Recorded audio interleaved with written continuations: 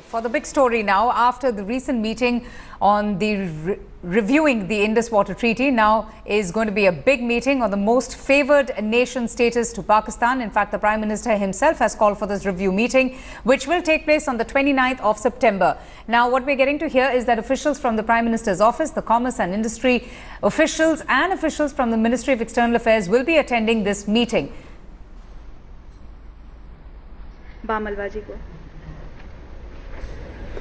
And we've been getting a lot of reactions from esteemed politicians, from even people who have been in the trade business for long. Let's just listen into what former Finance Minister Yashwant Sinha had to say about this meeting that has been called by the Prime Minister to review the status of the most favoured nation accorded to Pakistan.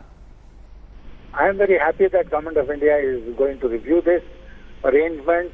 We have extended this treatment to Pakistan since 1996. Yes. But in the last 20 years, Pakistan has not seen it fit to extend this very routine arrangement.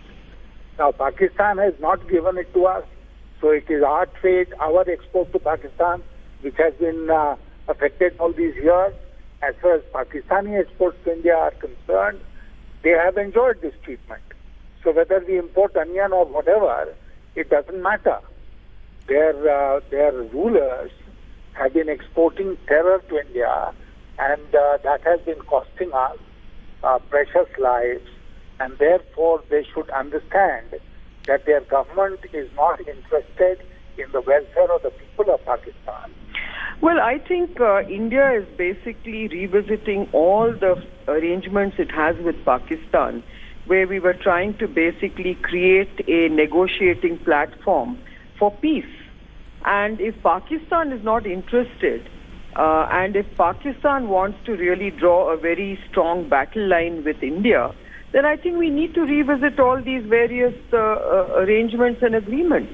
And I think right now India has taken the stand that Pakistan is the perpetrator of, or the source of terror. And unless it really does something to quell terror groups and terrorism emanating from Pakistan, there is no way forward. No, I think these are very good steps, and certainly on the water issue, this is something which I have been advocating for the last decade and a half from the Vajpayee government's days, that we need to review this treaty and certainly use the treaty as it exists to increase our offtake of water as permitted under the treaty. But in addition, we should distance ourselves from the treaty itself, because the treaty is highly unfair to India.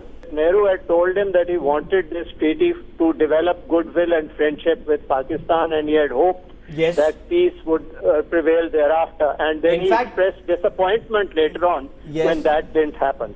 Well, here's a look at India's multi-pronged strategy on isolating Pakistan. It's important how India has been, garnering global support and support from other countries to diplomatically isolate Pakistan, and not only just Pakistan, diplomatically isolate other countries supporting Pakistan. But now my colleague Divina Gupta joins us just to understand what is the government's Pakistan punching. All right. Also, here's what we are getting to know from our sources, that after water, it's now the MFN trade which is under review. The Pakistan was given the most favoured nation status in 1996 by India under the WTO treaty, which is under review. So Indo-Pak trade standing at $2.6 billion in 2015-16. Now it will be under review. So this means that from trade point of view, there won't be much hurt on India if you look at it, because most of the trade is informal. But India's export to Pakistan stands as $2.2 billion. But from Pakistan, we import fruits, we import vegetables, textiles, chemicals, cement. So it's been an important trading partner, not on the top of the list for India, but sending out a greater message that how Pakistan's most favoured nation status cannot stand at all. That means the MFN status to Pakistan granted under WTO in 1996, 2 decades back, is under review now, and it will be a significant message that India will be giving to Pakistan that it's not business as usual. Absolutely, and we are just getting in a reaction from Arjun Ram Meghwal, who's the Minister of State for Finance. Let's just listen in to what he has to say.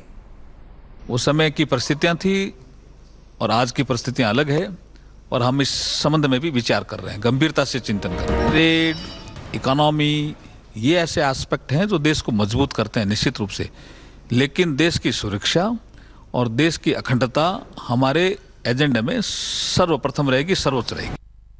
Let's also get in a quick word from India Today's executive editor, Gaurav Sawant. Gaurav, Pakistan, has been struggling with the idea of granting an MFN status to India. Abdul Basit, if I'm not mistaken, had said that granting MFN status to India would severely harm, Pakistan's economy. What does then this mean? How significant will this review meeting be that has been called by the Prime Minister on the 29th? This is a meeting where India is sending out a signal to Pakistan. Pakistan cannot export terror to India and still expect to enjoy the most favored nation treaty with India, that status with India. Now, $2.6 billion is India's trade with Pakistan, out of which $2.2 billion is India's export to Pakistan. So, what does India get out of it? India's total exports stand at a whopping $643 billion a year. So, this is minuscule. This is really, really very small, 0.4% of all we export to the world. It's the signal, it's the political that Prime Minister Narendra Modi wants to make at this point of time, that if Pakistan's biggest export to India is terror, then Pakistan does not enjoy MFN status. Indus Water Treaty review, India is not abrogating it. So there are voices that may talk about that. All India is saying is, we will harness this to its fullest, because in 1960, then Prime Minister Pandit Jawaharlal Nehru said that while Pakistan gets all advantages out of Indus Water Treaty, India is purchasing peace with Pakistan. Sadly, that wasn't true. India hasn't got peace with Pakistan till date. That's why relooking MFN, relooking Indus Water Treaty, and that's not all. There is much more that's going to happen in the days to come. In case Pakistan doesn't stop exporting terror to India, India-Pakistan relations are changing forever. This is, really punishing Pakistan with specific action, isn't it? I mean, everything need not be done militarily. We are seeing a complete crackdown of diplomacy which has come at a zero level, but India hitting back in various other ways, Gaurav. You are spot on there, Avantika. You don't need war in 21st century to bring a state sponsor of terror down to its knees.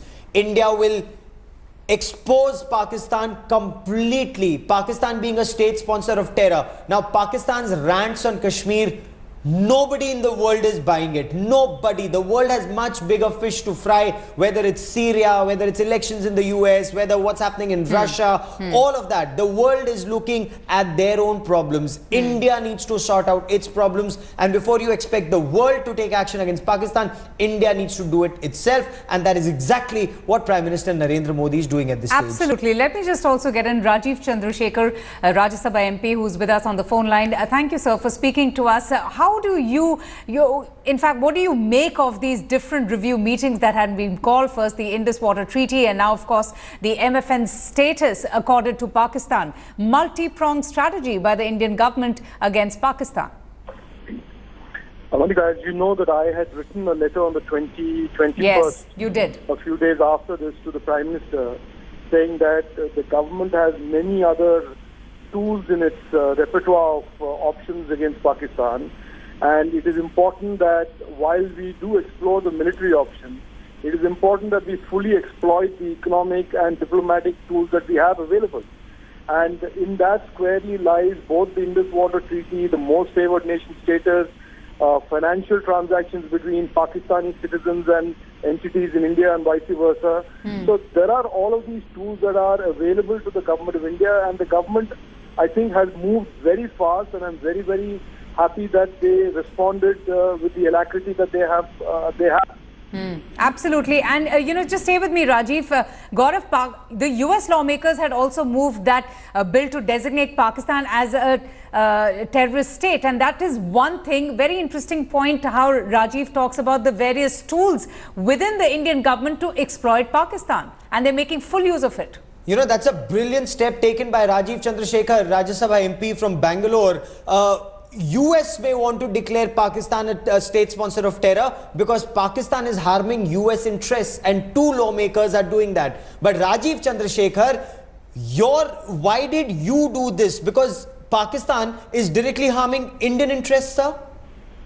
No, absolutely. And I think, while we have in Parliament passed a number of resolutions, including the 1994 resolutions on POK, we have never resolved as a nation and asked our government to take specific actions against Pakistan, starting with declaring Pakistan a terror state. It is actually very ironical that the biggest victim of Pakistani terror, which is India and Indians, has really never, all these years, called Pakistan for what it is, a terror sponsor.